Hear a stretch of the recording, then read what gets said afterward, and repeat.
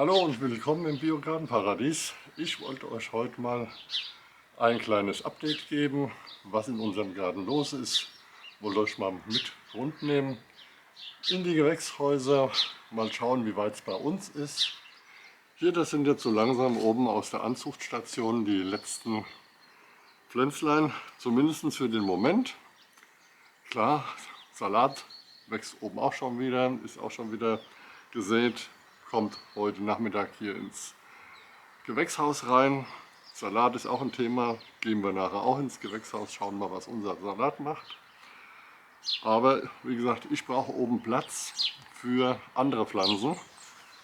Zum Beispiel hier für diese Kollegen hier. Das sind Chayoten, kommen ursprünglich aus Peru, sind jetzt zu Hause in Fernost und nehmen bei uns hier mittlerweile auch Einzug in unsere Gärten. Funktioniert, wie das funktioniert, wer Interesse hat, schaut euch mal hier oben unser Video an. Haben wir letztes und vorletztes Jahr schon angebaut. Echt eine tolle Sache. Schaut mal rein.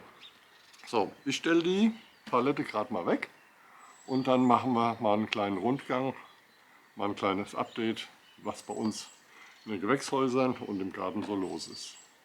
So, dann lasst uns mal beginnen. Wir gehen mal hier gerade um die Ecke, da brummt's. Warum brummt's, zeige ich euch.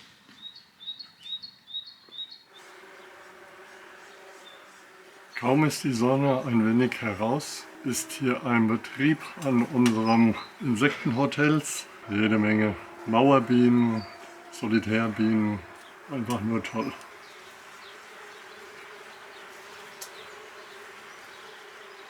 Und auch das ist Natur, hier unten auf den grünen Alustreifen.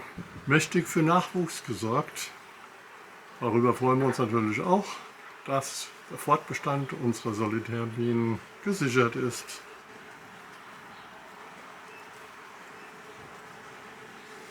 Wir verlassen nun unsere fleißigen Bestäuber und gehen mal weiter in unser Gewächshaus.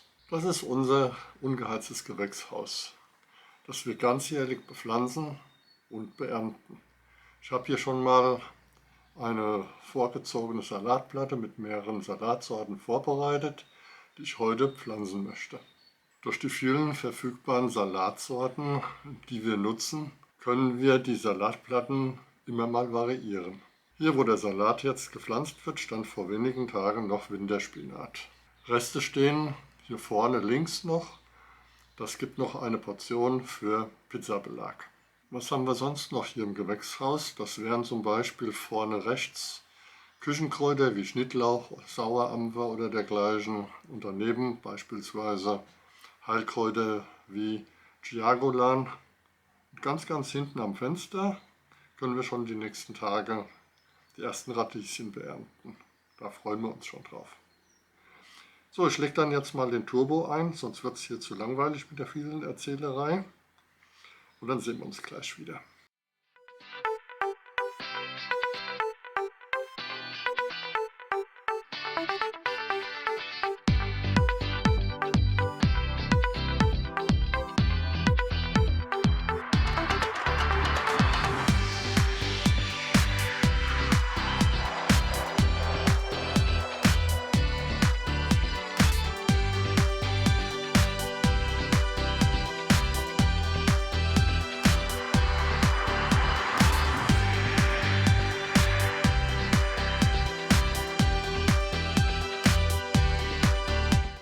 Wir gerade nochmal bei den Bienen vorbei, an unserer Teeplantage. Es hat gerade eben wieder mal einen kurzen Schutt gegeben, wieder alles nass. So, hier haben wir noch ein paar Ableger von Gartenyogas. Gerade fängt es auch schon wieder an zu wachsen. Das ist wieder eine Königskerze. Mal schauen, ob ich da 2 Stück in den Topf halten kann. Mal sehen.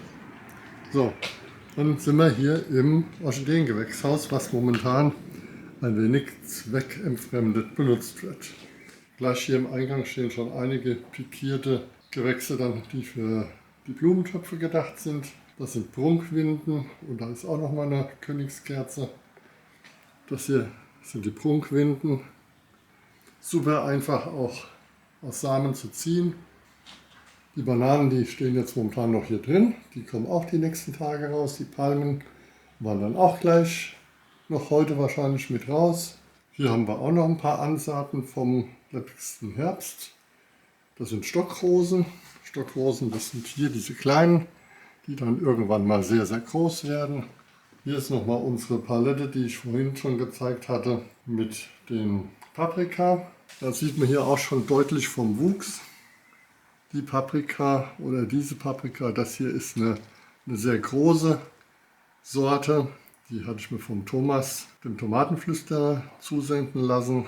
Soll wohl eine sehr großfruchtige sein. Da lasse ich mich mal überraschen. Also Thomas, wie du siehst, aufgegangen sind sie und stehen prächtig da, werden heute noch umgetopft. Hier im Gewächshaus steht auch noch mehr. Wir können ja gerade mal so durchgehen. Hier vorne haben wir verschiedene Sorten Kapuzinerkresse. Das sind essbare Blüten, schmecken lecker. Hier hinten noch ein paar Nachzügler an Fleischtomaten. Das waren Sorten, die auf einer anderen Erde gar nicht aufgehen wollten. Dazu komme ich gleich noch. Auch hier nochmal Nachzügler mit Paprika. Wir haben hier vor uns, das sind gelbe und rote Beeten. Die sind jetzt auch 2-3 Tage quasi pikiert. Im Hintergrund eine Aussaat mit Winterheckenzwiebel. Hier daneben die ersten Aussaaten von der Ringelblume. Da wollte ich eine Keimprobe machen, deswegen sind die schon ein bisschen weiter. Wir haben im Weiteren hier vorne Auberginen. Hier nochmal ein paar rote Beete, andere Sorten. Kohlräbchen, verschiedene Sorten. Das sind hier die. Wir haben hier weiter Ringelblumen. Und hier im letzten Feld haben wir frühen Blumenkohl und frühen Brokkoli. Und das hier war dann die zweite Aussaat mit den Ringelblumen. Und das im Hintergrund, das ist unser eigenes Gewächs, das ist unsere Holly. Meine Orchideen mussten natürlich durch diese Zwangsbesiedelung ein wenig enger zusammenrutschen. Aber im Großen und Ganzen funktioniert es schon ganz ordentlich. Für alle jenen, die Spaß haben an Orchideen, da kommt in Kürze was, also könnt ihr euch schon mal drauf freuen. Hier auf der anderen Seite des Gewächshauses, zwar direkt am Glas, entsprechend viel Licht, aber durch das, dass hier doch tagsüber relativ warm wird, habe ich Tagestemperaturen, die schon in die 30 Grad reingehen und entsprechend starten natürlich die Tomaten ein wenig durch. Ich muss unbedingt ins Kühlere. Nur die letzten Tage hatten wir im kleinen Gewächshaus nochmal Nachttemperaturen, die um die 0 Grad waren. Wäre für die Tomaten tödlich gewesen. Also nehme ich lieber in Kauf, momentan Tomaten zu haben, die ein wenig in die Länge gehen, aber ansonsten vom Wuchs stabil und fest sind. Das andere wird sich, hoffe ich, noch alles rauswachsen. Wir haben hier im Vordergrund das hier. Das ist ein Neuseeland-Spinat. Den nehme ich sehr gerne als Unterbepflanzung für die Tomatenflächen. Zum einen wird dann das Erdreich nach oben hin abgeschlossen, das heißt, es passiert über die Erde nicht so viel Austrocknung und der Neuseeländer, wenn man ihn immer wieder aberntet, der verzweigt sich. Man sieht das hier schon, der hat hier die Triebspitze und hier in der nächsten Etage bilden sich schon die nächsten kleinen und so macht er das dann auch, wenn er ausgepflanzt ist. Die Blätter werden dann noch eine ganze Ecke größer, also man kriegt auch ordentlich was in den Topf. So, hier haben wir noch weitere Tomaten, Fleischtomaten. Dieses Jahr sind wir, glaube ich, im Gesamten auch wieder etwa auf 30 unterschiedlichen Sorten. Also könnt ihr euch schon mal drauf freuen. Wir werden auch dieses Jahr, so ist zumindest geplant, eine Tomatenverköstigung machen. Und da haben wir dann schon eine relativ schöne Auswahl. Ich wollte hier gerade nochmal die Thematik mit Pflanzerden aufgreifen. Viele von euch werden sicherlich auch das Problem haben, dass die Pflanzerden, seitdem es jetzt immer mehr und mehr heißt, ohne Torf oder reduziert mit Torf, dass manche Pflanzen, wie auch Tomaten beispielsweise oder auch die Paprika, so war es bei mir zumindest, überhaupt nicht gezogen haben. Ich habe mich dazu entschlossen, von diesen komplett torffreien wegzugehen und torfreduzierte Materialien zu benutzen. Und diese torfreduzierten Materialien, die werte ich noch ein wenig auf hier mit diesen Sachen. Das sind Perlite.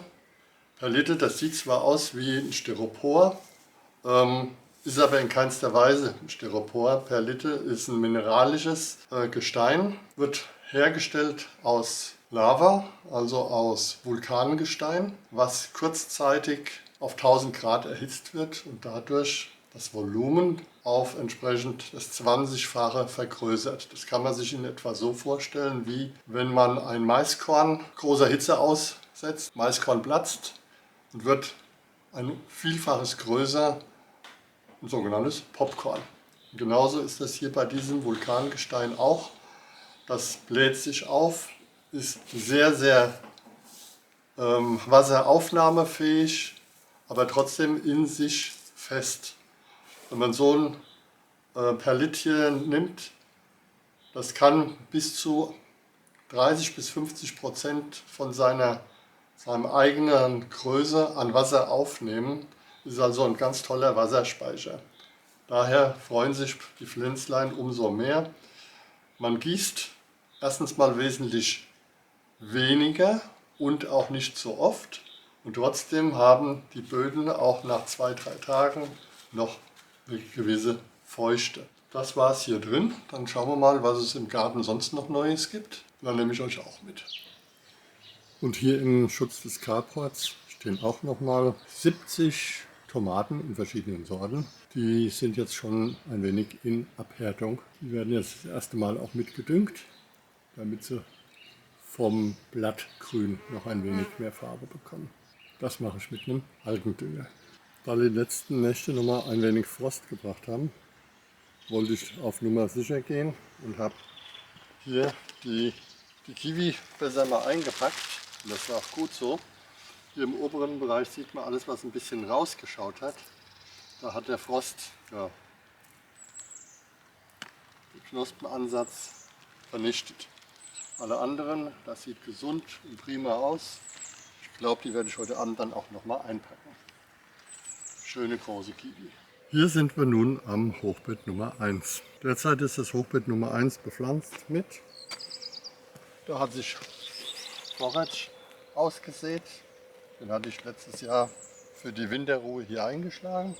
Hier hinten haben wir noch ein bisschen Schnittlauch. Das fällt hier, ja, manche Sachen misslingen halt auch mal, auch uns. Da hatte ich im Februar Spinat ausgesät. Den hat wohl der Frost geholt.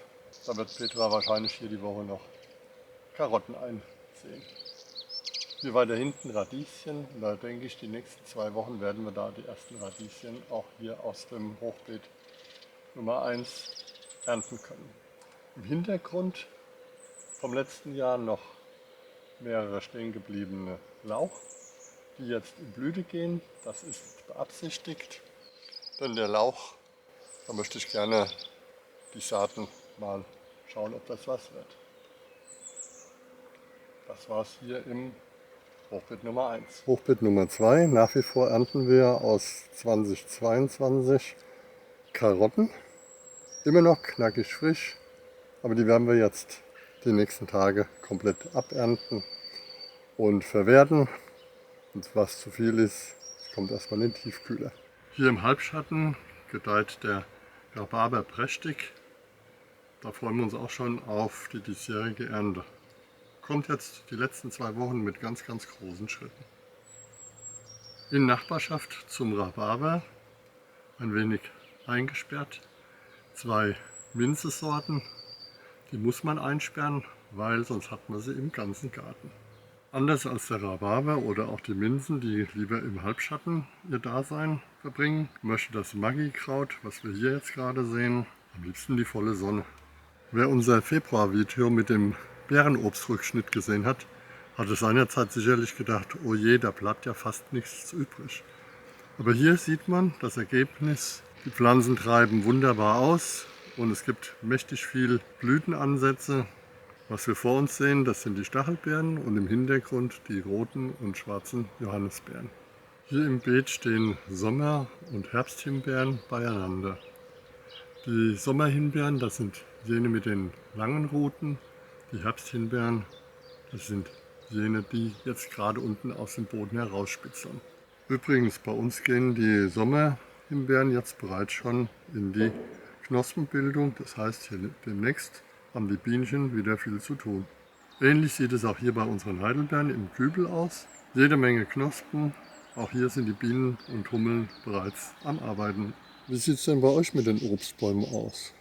Hattet ihr Glück mit dem Frost? Wir scheinen Glück gehabt zu haben, denn die Blüte lag nach den Frosttagen. Und die Bienen sind jetzt mächtig am Arbeiten. Da ich hier in der Weinbauregion lebe, dürfen natürlich Tafeltrauben nicht fehlen. Hier vor uns haben wir eine helle Tafeltraube, die jetzt gerade anfängt, Knospen zu schieben.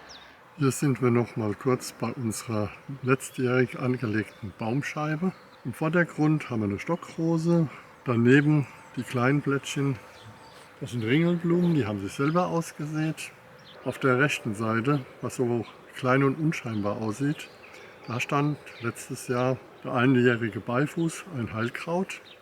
Video dazu, ich verlinke es mal oben. Und auch der hat sich wohl, so wie es aussieht, selbst ausgesät. Hier noch ein kleines Update von unserem Kräuterbeet. Der Giagolan hier direkt vor unseren Füßen, der war über Winter draußen mit einer leichten Winterabdeckung. Das hat wohl auch prima geklappt. Mehr im Hintergrund haben wir unseren Bärlauch. Den sind wir nach wie vor kräftig am Beernten. Der hat sich auch wieder ein ganzes Stück weiter verbreitet. Wenn man ihn einmal im Garten hat, denke mal, der fühlt sich wohl und verbreitet sich weiter. Selbstverständlich darf natürlich auch unser Schnittlauch nicht fehlen.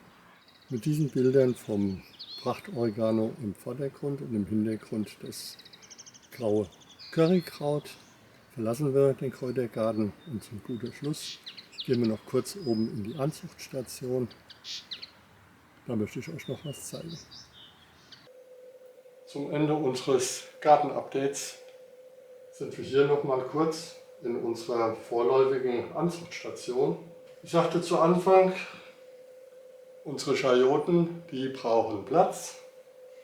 Ich habe hier eine Keimbox und wenn man sieht, mächtig viele Wurzeln haben sie dran getrieben. Das heißt, hier ist wieder in die nächsten Tage einiges an Topfarbeiten etc. fällig und dann wollen wir mit den nächsten Sämereien beginnen.